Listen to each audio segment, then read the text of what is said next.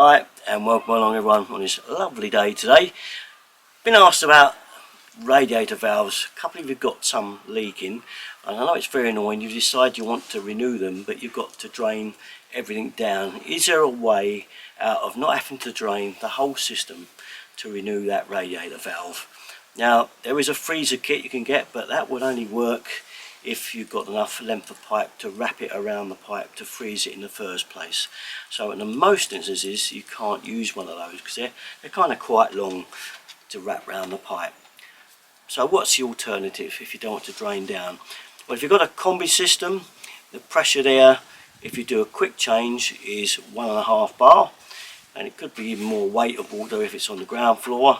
If you've got an F&E system, it can be the same sort of between 1 and 2 bar of pressure. So what I'm talking about here, if you're capable, if you feel up to it, because this is not for the faint-hearted, but we call it a quick change. A rad quick change flip on the valve. And I'll show you what I've done on it, because I've got a video on here already that I can cut into to show you when I did one a little while back, and it gives you an idea of the kind of pressure you get when you undo it, flip it off and flip it back on. Now also you must make sure before you do that that the thread is exactly the same as the one that comes off, because there's two types of valves as well, so you must make sure that it's exactly the same valve that comes off that you're replacing it with. Alright, that in mind, it's time to show you the quick flip. First things first is just to turn the valve off. Just keep turning it all the way down to 0. Okay, once it's down there, she's off. And obviously the next thing is to turn the other end off. Make sure it's off, not too hard, just gently. It's the lock shield end, so once it's there, okay, and we're ready then. So next stage. Okay, one little pointer to remember, actually I should put this first, is to remember how many turns that you turn this lock shield off. Because it's very important, if it's systems bounce, that you turn the new one when we get it on the same amount of turns. Right, so if you turned it just once or twice, bear that in mind, and then when you set the new one, we're going to set it the same amount of turns. I know this one was only on a full turn. That's why I didn't worry telling you, but obviously yours could be different. Just saying, I should have said before we got to this stage, but no worries. Okay, next thing, best to drain this radiator because it will always keep dropping out the end, rather than persevering with it running out the end when we undo this valve. It's better to get the air out of it, let the air in, sorry, and when we open it up the other end, she should run. Now don't worry about it running, I've got a bit of rag down there, that will level off in a minute. As you can see, it's leveling down now. And now we're going to open this end and start draining procedures. So here's the valve we're going to change. As usual, I use 2 grips like this. One of the grips, one's a spanner. Set the one for the spanner on there, and the reason I use these as well is to hold against. Don't try and undo that without holding against, because you may buckle the pipe underneath. So it's very important that you have a pair of grips to hold against. I put them across the top there without injuring the top of the valve, put it on, and then turn this one upwards like that. Once you've done that, you can let go and we should be away. Now it'll be very slow, we've got to wait now because we're going to empty this radiator before we go too far. So the bit we've got to do now, as you can see it's running out, is wait now for about 5 to 10 minutes, or however long or big your radiator is. It could be a longer time, it may be shorter. So now we've just got to wait till that's all empty. So we're at the next stage now, we've finished running out. We can now pull that out the pipe, it's all empty, there's no more to come out the radiator, and because this is switched off there's nothing to come out. So next step now, obviously it's pointing the wrong way to do anything, so we're going to loosen this nut off now and turn the radiator valve round this way. So once again, it's grips on the old radiator valve, okay, we don't want it twisted because it'll only twist all around and it won't properly come off. So actually it goes anti-clockwise, so we need to have that on there and that on there, and just give it a twist like so. Alright, so that's loose now. We should be able to turn it easily once we've done that. Now once we've done that, you'll notice you get a slight weep there now. Now this is where you get a couple of options of what you want to do. Now you can tighten that back up to stop it weeping. Down below, get the grips on there, give it another little nip like so, and that's it. A couple of options you got.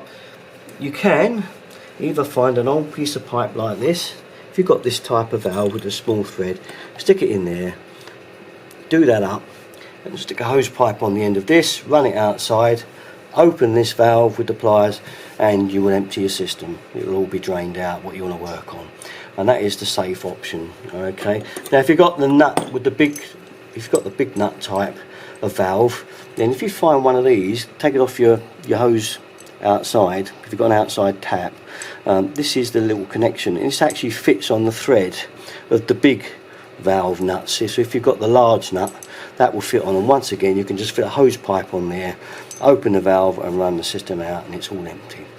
And that is the easy way if you don't want any mess. If you can afford to take a chance and a gamble with plenty of old towels and a bit of rag, and making sure that the nuts are the same, which they generally are these days. The threads are normally the same.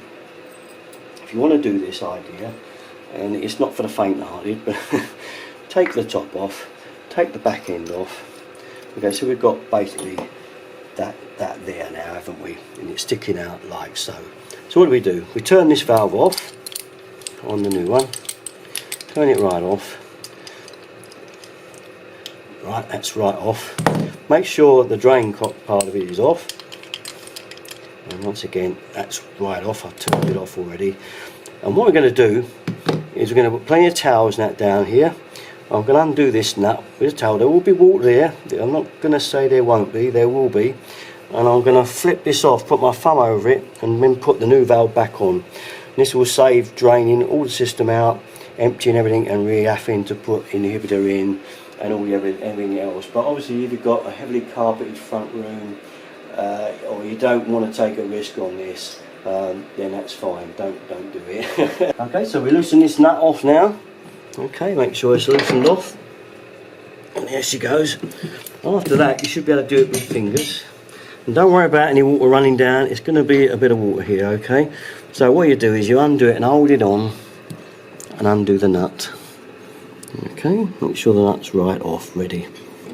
Okay, so once it's clear, we're going to lift this out, and it will shoot up to begin with. So Dan, you better stand back a bit. So, you're ready? I'm going to flick this off of here. There will be a little bit of gush. Ready?